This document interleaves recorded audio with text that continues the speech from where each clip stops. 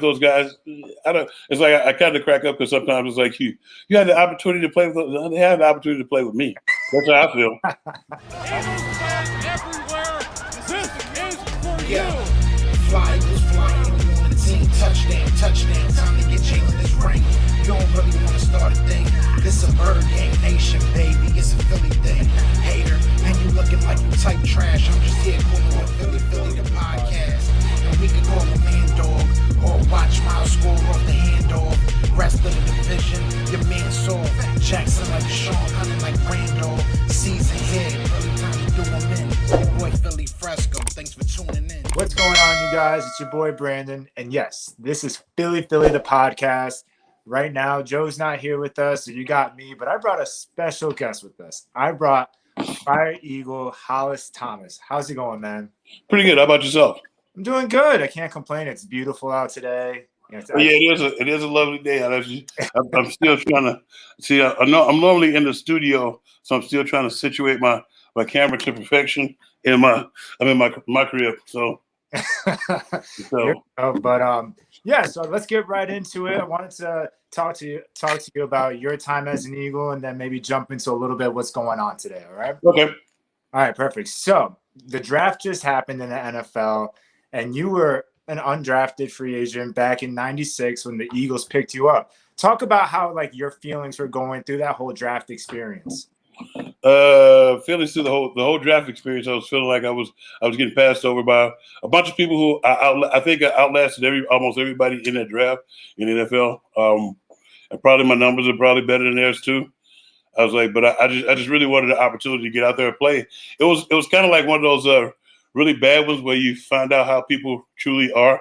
They lie to you. They say it's business, it's not personal, but you as a human being, you're going to take it personal because no matter what they say, there's nothing that they can say to get you to believe that they truly want you. So you just got to go. Yeah, I just had to go with my best opportunity. I felt like the Eagles was my best opportunity because at the time when you're undrafted free agent, you get to choose which team you go to. You don't have to go with the team that picks that calls you. So you could I actually end up. It was the Giants, Jets, the Carolina Panthers, the 49ers, and the Denver Broncos were all, and the Eagles were where I was fortunate enough to have everybody at that time all of a sudden wanted me after the Denver Broncos drafted a punter in the sixth round. I was like, sure, really? Like, now you want me? Now you want me? To me, looking back at it, I felt like it was downright disrespectful. You draft a guy who's not going to do a damn thing, right? So a one down guy, right? And you want me to come in for a little bit of nothing, and you didn't have enough gall, you didn't have enough respect for me to call my name. You call a punter's name, who's not going to even touch the damn field. So I've never. This is actually the first time that I truly thought about it. As like this is the first time anybody's ever heard me say that portion. But they called me when they had the guy, it was Paul Ruin or something. It was on the from Wyoming or some crap like that. But they called the Broncos called me when they were picking. So I'm thinking if they're picking me, and the punter comes up and he's like, "Well, the draft is over," and I'm sitting there like, "You son of a bitch." And that was exactly what went through my mind because it was a grueling thing, and it's like you're always anxious, right? Because you just want to. It's kind of like you just want to know where you're going. But at the end of the draft, it's I think some of the guys. When you go at the end of the draft, where you're picking out the place where you're going to go, you have to pick a place where they're winning and they're looking, and they're not looking. You can't go somewhere where they drafted somebody in the first round at your spot because if anybody knows anything, the front office never wants to be wrong. So if you go in there kicking ass at the spot in which they drafted somebody else at high, you're really not going to get. You're not going to get an opportunity, a true and fair opportunity. And everybody always say life isn't fair. Well, life should be fair. If you earn something, you're supposed to get it. It's like you could talk that. I'll get into that other earning your keep stuff later. Because everybody keeps talking about the Tim Tebow thing and the Kaepernick thing. It's like Kaepernick didn't want to play. I'm pissed off the Tebow thing for the other guys who put in the work and the blood, sweat, and years, and who are coming out of college, and you put this bum who's been floundering around in baseball and acting like a commentator at 30-something years old. He's basically stealing reps from somebody else. You're supposed to. It's a true thing called passing of the guard. But we'll talk about that later. But the draft in general, it wasn't the greatest experience for me. So I hear that. But like you said, you probably outlasted everyone else in that draft. You flipped that undrafted free agent into about 13 seasons in the NFL. 15 People in the first round. 15 to be exact, but who's counting? Oh. Right. But when you came to the Eagles, you played with some of the best defensive players we've had on this team, like ever. Like between like Brian Dawkins, Troy Vincent, Lito Shepherd, Corey Simon, Jeremiah Trotter, just to name a few people. My draft class was with Dawkins, myself, Dawkins, Bubba Miller, Ray Farmer, who else? And I don't know if you remember Jason Dunn. Mm-hmm. And so that was my draft class, and playing with those guys, it's like I kind of crack up because sometimes it's like you had the opportunity to play with those, they had the opportunity to play with me. That's how I feel. I was a guy up front, so if I didn't do what I was supposed to do, then they couldn't do what they did, and they'll tell you that. And I don't mention that often, but I hate when people I don't like when people like you play with us. Like no, they played with me. I don't, and then especially the TO thing, and I played Reggie Bush was on the same squad as me. I was like, both of those guys play offense. I don't, but it's I enjoy playing with those guys because those are the type of guys that you want to go into, that you want to play with, especially defensively, like Dog Troy, Bobby Taylor, Michael Zordich, William Thomas. I played with William Fuller, then KJ, Andy Harmon, Red Hall. I felt like my first couple of years, I was fortunate to play with some older guys and to actually truly become a pro and to know what it means to be a professional. Knowing that this is not a game, it's a game, but it's a job too. And I think a lot of guys are missing it. Now they're steady talking about business. I was like, but you don't want to put the work in at your business. You want to be out partying and stuff, or you want to do your own thing. It's a team sport. So when you get, it's another thing. I didn't know if he was going to go into the part about the guy who got hurt and they were bitching and moaning about them not paying his salary. You got hurt doing something. You got hurt doing something on your own time. You weren't at our business. You were not under our tutelage. So I look like a fool and a fool of a businessman paying you because you got hurt at home. Right. So it's when you, I don't know if I'm hitting everything you wanted to ask, but it's like sometimes when I get to talking and stuff, my buddy always says I'm like a chess player. I'm five steps ahead. So, but yeah, I wanted to ask about your time in Philly and how, because you were there when you guys were winning. Like you guys were having winning season after winning season after winning season, eventually making it to the Super Bowl. How was your time in Philly throughout all that? I love my time in Philly, especially when I first got here. I was under Ray Rhodes, and a lot of people have a misnomer that Andy put together that squad. That squad was already ready-made for him. It was a defense. It was just like the situation he fell into in Kansas City with a ready-made defense. All you had to do is come in there and not mess it up, and put a little offense together. And but that's when he got here, it was already me, myself, Brian Dawkins, Troy Vincent, Bobby Taylor, Hugh Douglas, Jeremiah Trotter, Brandon Whiting. Who else? We already had Mike Caldwell. We already had James Darling. So it's like when you look at what we had defensively, and we already had Al Harris too. So it's like when you look at what we had defensively, we was a ready-made defense. We just needed guidance, and unfortunate enough for us, he got us the double J. He doesn't like to be Jim Johnson. Doesn't like to be called JJ. It's Jim Johnson, and it's not Jimmy. It's Jim. So rest of my boy Soul is like he's one of the greatest defense coordinators around, and meeting him, but also meeting Ray Rhodes. Ray Rhodes used to introduce us to guys like Reggie White, Ronnie Lott, John Taylor. I don't know if you remember John Taylor, the other side of Jerry Rice, Joe Montana. He used to introduce us all those type of guys, and sometimes they would be at practice. And it was just like, the kids, as a kid, you watch those guys growing up and you see them and they, and they're pretty cool and always had some insightful words and letting us know we had some good coaches. And just, if we do what they said or do what they asked us to do, it will lead to great things. Right. And so, do you have a favorite game or anything like that kind of sticks out to you that you're like, man, I still think about that to this day? No, everybody likes the Michael Vick hit. Yeah. It was like I enjoyed it. Don't get me wrong, I enjoyed it. It was like, but it was just like it's like sometimes you go to those games and you just feel like you can't be blocked. Yeah. Like I had a few of those games. Like there was one game we was playing against Dallas in particular, and we end up. I think I had 11 solo tackles. Wow. So it was one of those things where you just remember just being unblockable, just having their number the entire time, no matter what they did. Hey, they call you the tank for no reason. I try to not so much try to live up to it, but I only knew one way to play. As a defensive lineman, if you ever go backwards, you go in the wrong way. So you always go forward and you try to roll over. The fastest way in the backfield is over the man in front of you. So. Mm-hmm. So it's like, but that Dallas game, I can't remember which year, but I think Randall Cunningham was the quarterback. Either Randall Cunningham or the kid Wright. I forgot his first name. He was number 2, but one of them, and our offense was sputtering, and it was like we had beat them already to 40. It was a year we beat them 41-14. The pickle juice game. Mm-hmm. It was that second game. Because that's when retired and stuff, and so they started running the ball, and I ended up with 11 solo. I didn't even know I had 11 solo, but I just didn't feel like I could be blocked again.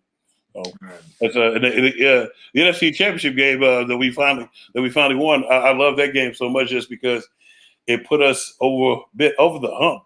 Right. It was like I wish I could. I was up. That was the only one that myself and Derek Burgess was healthy for. The other 3, we was always hurt during the season and out for the season. It's just like we finally get over the hump, and it's like. But I wish we could have been healthy for some of those other ones, so we could have got more than one shot at the Super Bowl. Right. Because, as you know, they start doing some unsavory things. So front office wise, so. And then, so I know you mentioned how like the offense is the offense and the defense is the defense, but you were on the team when there was drama. There was drama that is even talked about to this day between McNabb and Points. Was the locker room split at all? Like, or were you guys on the defense kind of just like, we'll leave those guys alone, let them handle their business, and we go ahead and handle ours? The bitchery that was going on in that situation, I still feel pissed to this day because it's like y'all supposed to work together. It's like y'all don't have to be buddies outside of this, but y'all supposed to work together. And the stuff that a lot of people didn't realize was, it's like you don't tell somebody something. Either you be a man and be honest with a person. It's like if you don't want to go to bat for them, and you talking about you don't do that type of stuff, but then you go to bat for somebody else, and like literally days later. And it's like wow, so maybe we're not as cool as we thought. So apparently, I did get teammate and homie mixed up. So then you do that to the person who's pretty much help you, solidify yourself as you could have been if they would have done it right. We would the city of Philadelphia would have reaped untold not only untold riches, but it would have been in the record books. That combination, because it was just a lovely, awesome combination. You saw it from the word go. Yep. And it's like, I was like, oh man, we about to be a part of something special. Little did we know it was some special, some type of special conflict. And it was like to me, point blank, it was two bitches who couldn't get their stuff together, point blank. And it's like it was slapping the face to not only the team but the city of Philadelphia, because you're paid to do a job. It's like, yeah. They and the front office had something to do with it, because they thought that they could lie to T.O. like they lied to everybody else. Right. T.O. was a superstar. T.O. was that diva receiver that everybody's looking for. That's why when everybody's always talking, go get such, go get Odell Beckham Jr. You didn't see what T.O. did to the team? Right. It's like I still talk to T.O. to this day, but it's like he was right in what he did. I just didn't like the way he did it. There was so many because you laid waste to so many other people that did not deserve to be laid waste to. It was to me, it was a catastrophe. The turmoil that was caused by two guys who couldn't get along. It's like you. It was the wackest thing that I've ever seen. It was a total demise of a team that because it's actually you start getting sick of hearing about it. Right. Where do you think I get the moniker "I just work here" from? I just work here. My name is Hollis. My name is not T.O. My name is not Donovan. I don't give a damn what they have going on. I'm worried about my job, what I have to do, and they put us all in that predicament to have to answer questions about them. I'm not going to speak on another man's situation about what's going on. What I think of it, I think they're acting like babies. They get their stuff together, and we all suffer from it. It's like we didn't suffer from we probably didn't suffer as far as our play and stuff, but we suffered as far as not having them on top of their game, so we could actually win more games. So right. it was a lesson learned. I bet. And to kind of stick on Eagles drama in a sense, if we fast forward past the Chip Kelly era, we just kind of went through something super bizarre this offseason where not only did we lose our Super Bowl winning head coach, but we lost a guy that we traded up for in our franchise quarterback, Carson Wentz. Have you seen I don't think he was a franchise quarterback. I don't think he was a franchise quarterback. Oh. He didn't earn it. And that's what was wrong. Everybody coddled him, and everybody's still kissing his ass to this day, talking about an MVP season that he did not win the MVP. He got hurt. It was like he got hurt. Well, your best ability is availability. You hear that? Best ability is availability. If you can't make the club, in the tub. So if you don't win something, you haven't won it yet. And they kept coddling him, and he started regressing, and nobody said anything. And then you saw as soon as you put somebody else in there, you got rid of Nick Foles, your Super Bowl winning quarterback. What the hell for? He won 50. He showed poise. And there's no guarantee. In the playoffs, they would have did exactly what they started doing their second year to Carson Wentz. So there's no guarantee his happy ass would have took us. And everybody talking about ifs and buts was candy and nuts. It would always be Christmas. You didn't do it. You haven't done anything for anybody to be kissing your ass, point blank. So I think were you more confused then at the Doug Peterson situation? No, I knew what was going on with Doug Peterson. They were trying to coddle Carson, and then they were trying to run the team. It's like once a guy. Well, in my opinion, what I've seen is once a guy starts learning that he's just a pawn in this game, they just want him to shut up and coach. He doesn't get to pick. He doesn't get to pick the groceries. And then he doesn't get to pick his coaching staff. You should have known something was up when you didn't get to pick his defensive offense coordinator. And then they hired him. That's true. But they did it differently with Sirianni. They let him go out and get his people, which is the way it's supposed to be done. So that lets me know they did learn something from the last fiasco. It's like, but when he came. I know when they had that second meeting. Anytime you have a second meeting with your boss, it's not going to go well. Point blank. I was like, he's probably going to get fired. I was like, because they're probably going to ask him to do something. It's kind of like when they call you in the office, they ask you to take a pay cut. Well, am I going to be doing less work? Well, no, I ain't taking no pay cut then. Right. What am I taking a pay cut for? What kind of sense does that make? It's like when you look at what they do this, it's bizarre. Our setup is bizarre. Everybody who gets here, look, okay. If you go back and you research, just put up a tree, you see all the guys that were here in a position under Howie. Now they're somewhere else and they're thriving. The guy in Indianapolis, the guy in Chicago, the guy up in New York. Everybody, the guy in Cleveland. Yeah, everybody's thriving somewhere else. So it's one thing that we still keep doing. We still have Howie here. And they get a coach in here who thinks this one may be different, but I highly doubt it. Because sooner or later, they're going to stick their nose in football business instead of staying in checks and balances. Yep. I think they know something. It's kind of like the draft. I enjoyed the first pick. That second pick, I don't know what the hell they was doing. You could have got that dude in the third or fourth round. And he's not going to play. When you pick the same thing, Sidney, he was hurt. You get canned goods cheap when they dented. Yeah. And So I was going to ask you, what were your thoughts on that 3rd round pick of Milton Williams? Since he's a defensive tackle, but he kind of came from a school, I think it's Louisiana Tech or something that I came from Northern Illinois. Beggars can't be choosers, but the knock on him is he can't stand his gap, and he's like Velcro. So to me, that means that he gets upfield and he makes plays and stuff. He gets quarterbacks down, but I feel like he would have been there. Right. I felt like that was a reach.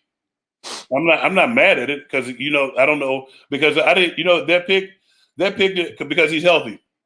So in the rest of the draft, I'm cool. I was cool with the rest of the draft because I don't know the ability of this current new coaching staff, their ability to teach players. So I don't know, and I don't know their scheme. I haven't been privy to go over there. I know that they're going to be running a cover 2 style 2-shell scheme as far as that, and I know that they're going to be offensively. They're going to be run orientated to get to the pass because we got pass happy with a guy who couldn't really throw. And you saw, put it this way. The thing with Carson, I was cracking up because I knew he should have got benched a long time ago. And for anybody out there who keeps on bringing him up, telling him he's going to do great, the only reason he's going to do okay in Indianapolis is because they're going to run the ball, and they're not going to put him in a position where he has to win the game. Right. And if he does have to win the game, he better do it with his legs, or he better make a good decision. Right. And I agree. I think earlier in the season when we played the Cowboys and he had like 4 turnovers in the first half, that's the game you pull him. That's the game. In the earlier in the season against a guy like Ben DiNucci where you pull him, teach him a lesson, and then maybe something happens or maybe something, but you gave Hurts more than a couple game sample, and they didn't. Well, not only that, it's funny that you mentioned that game because he watched a DB or a linebacker sack him in that game, and then like from a long distance, like he had to stand back there, hold the ball, and then from a long distance away, you out of the pocket, just throw the ball away, throw the ball away.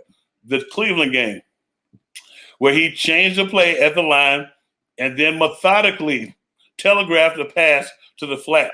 Pump fake a pass to the flat first. It's like, oh, you're not over there. Go ahead, linebacker. Okay. The hell was that? The fact that anybody's even defending him. This jackass led the NFL in throwing picks, and he didn't play the last month. Right. Yeah. So the thing is, I think for us fans is that we became so invested. We wanted him to be. I wasn't invested in him. He couldn't stay healthy. I wasn't invested. I liked him, and I wanted him to do great. I was like, but once he starts showing the bitch in him, I can't follow that. I hear that. And you know what? This is cool hearing it from a person that played in the NFL because we don't get to see that, so we don't know what other either ex-NFL players or even current players on the team. They was probably thinking it, but they was probably thinking it, but a lot of people they don't want to say it. I say what's up on mine. If I see it, I'm gonna tell you. I don't. It's like I don't personally badger people. Mm-hmm. But if you sticking up the joint, I'm like, hey, come on, man, you're sticking up the joint. Come on, you can do better. I know you can do better, and that's the only reason I say something is because I know I've seen you do better. Right. And it's like that's what you paid to play football. Just go do it. So real quick, what are your thoughts on guys like Fletcher Cox and Brandon Graham, who are pretty much leaders on the team that play on the defensive line? Are you impressed with their longevity and their play for the Eagles? What are your thoughts on them? Well, they was they're my guys. BG, I've been knowing Brandon for a while. I was the coach, the D-line coach that coached the Super Bowl team, Chris Wilson. He was my coach. He was actually the general assistant when I was in Northern Illinois because he was out of the University of Oklahoma, and we had a bunch of Oklahoma. So I was privy to be over there with those guys and check them out and stuff and see the techniques and stuff. And I love the way they work. So their longevity is because they work hard and they come ready to play. So and if you follow Brandon Graham, just check out his workout. That's a man's workout. Yeah, that's just the way it is. So it's I love what they're doing, and I love their leadership, and I love their no nonsense. So some people be talking about Fletcher Cox disappearing and stuff sometimes, but when you're a man like that, you're going to get attention, point blank. The number's not going to, unless you watch film, the number's not going to show it. But put it this way, when he went out there one game, you saw how much we missed him because it was like they opened up the gates. Or somebody they just opened up the floodgates on the run. It was our second Dallas game. Once he went out after the first half, all of a sudden, I mean, besides getting away from the run, that was on the offense. But it looked like Malik Jackson and Javon Hargrave, they couldn't do anything. Yep. Once Cox went out, it was like it was a wrap at that point. Yeah. And so I hear what you're saying. Like sometimes the stats don't show it. When he's getting double teamed, that means someone else can eat. And should be free. Yeah. Right. The one thing that we don't have though is a middle linebacker. Right. Nate Gary wasn't the answer. Alex Singleton is not the answer. I like Alex Singleton as a will linebacker and like a utility guy to use it in certain situations because I like his smarts and his hard nosed ability. But we were getting toasted mainly because we didn't have any linebackers, and then our secondary was less than stellar. Suspect at best. Suspect is best. But yeah, it's kind of like do you know the most disrespectful thing that somebody can say to you can say at you or to you on the basketball court? Nope. Let him shoot. Let him shoot. So check. Yeah, but no. I know nowadays you are on the Green Legion Radio. Green Legion Radio host on you can find us on Green Legion Radio, Fox Sports The Gambler, 102.5 Philly. We also Get Tank Happy Hour. We do on Mondays. You can check our YouTube page out. It's Green Legion Radio on YouTube, and also you can rate, download, review, and subscribe to us on Google Play and iTunes, or just download iHeartRadio and go to Fox Sports The Gambler, Philly. And then just find Green Legion Radio, and you'll find my show. And we have a few other shows. We have a couple of baseball shows, Baseball Brunch, and we have Ice the Shorts Winter Sports, Ice the Shorts Winter Sports, or Ice the Shorts Summer Sports with my boy Diaz and what's that boy? And Sack, Chris Sack. And Quibby's pretty much Craig Chanowski's the producer of everything. So we do, and then we also do the tailgates and stuff. We got the baseball. Since everything is starting to open, we got the baseball brunches on the 23rd. Is at Xfinity. Okay. Xfinity is going to be Xfinity Live. It's going to be they have it's early. It's not early morning, but it's like mid morning. So it's going to be brunch. So there's going to be eggs and stuff. Eggs, bacon, sausage gravy. Mimosas is sponsored by. We're also sponsored by Bud Light and MS. I don't want it's MSC. We have a construction company. Greg, sorry, I can't remember the whole thing because I don't have my notes with me. but we have a construction company as well. That's MSC. They're hiring because of after the pandemic, they have a lot of jobs. So some of you folks get out to the job fairs and handle that. Hey. And you can also find all of this on greenlegion.com or on Instagram. And you follow me on Instagram anyway. It's KEWLMF. I ain't gonna tell you what it stands for. I don't know. It stands for cool motherfucker. So I don't know what it just happened. I don't know what I was thinking, but I feel like that sometimes. So Hollis, I appreciate you coming on, man. But thanks for letting me doing some shameless plugs there. Hey, no problem, man. We'll have your information down in the description. Okay. Everyone that's watching, make sure if this is content you like, make sure you like and subscribe. But once again, I'm blessed. Thank you, Hollis. I appreciate you, man. It's like sorry I had to wait an hour. Now I gotta see what the guys with my TV because the movie company made a move, and the movie company messed up my TV, so they had to buy me a new one, and he's delivering it today because I was gonna have to go choke him out. I was gonna have to go see him.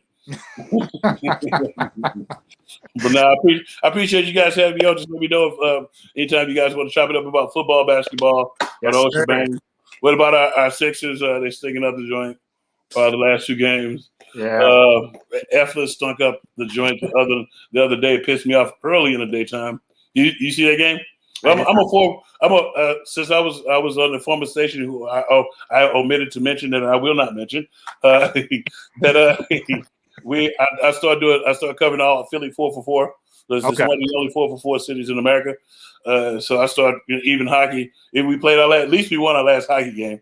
But they got me good down at the beginning of the hockey season. I was like, yeah, we about to kick some ass. It's gonna be some playoff hockey. I'm gonna be up in the box talking crap. The Flames are gonna be coming down on the ice. Ice gonna be melting. No. Like it's kind of like my boy, and hopefully they'll do it to me in baseball because it's like Bryce Harper wants to dress up for Halloween while he's playing baseball. I love to hear that. That means he wants to get to the playoffs, the promised land. So you love to hear guys talk like that. Hey, you got to trust I'm not trusting that damn process though until they get out of the second round. Yep. Of the playoffs. So that was my rundown of Philly sports for you. All right, Hollis. Thank you, man. Have a good All right, one. I appreciate you, man. All right, thank you. All right, have a good one. Eagles fans everywhere. This is for Yeah. you. Fly was flying on the team. Touchdown. Time to get Jalen this ring. You don't really want to start a thing. This a bird gang nation, baby. It's a Philly thing. Hater, and you looking like you type trash. I'm just here calling with Philly the podcast. And we can call a man dog or watch Miles score off the handoff. Rest of the division, your man soft. Jackson like Sean, hunting like Randolph. Season here, early time to do 'em in. Your boy Philly Fresco. Thanks for tuning in.